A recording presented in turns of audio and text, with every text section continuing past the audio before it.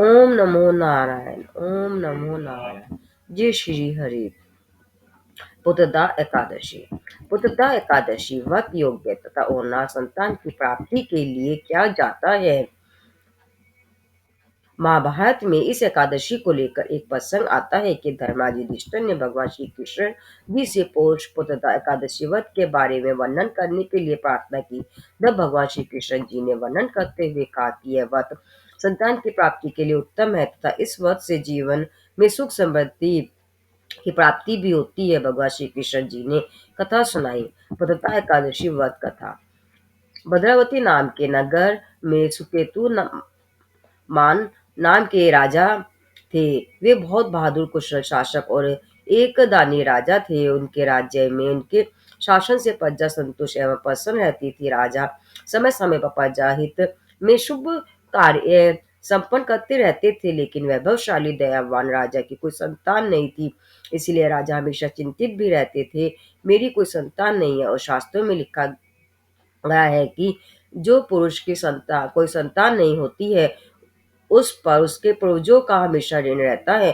राजा दिन रात सोचते थे कि मेरे मरने के बाद कौन मेरा पिंडदान करेगा, और यदि मैं इसी तरह बिना संतान के मर गया तो अपने पूर्वजों का ऋण किस प्रकार चुका पाऊंगा।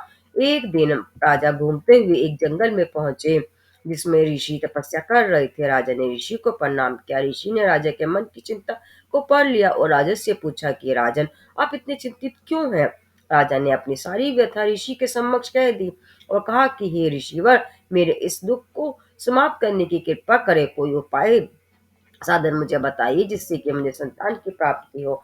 तब ऋषि ने कहा कि पौष महीने के शुक्ल पक्ष में एकादशी तिथि को पौष पुत्रदा एकादशी व्रत करें। इस व्रत को करने से आपको पुत्र रत्न की प्राप्ति हो जाएगी। राजा ने ऋषि की बातों को सुना तथा वध करने की विधि का ज्ञान लेकर अपने महल में आए। राजा ने अपनी पत्नी के साथ मिलकर वध किया तथा समय के साथ राजा को पुत्र रत्न की प्राप्ति हुई।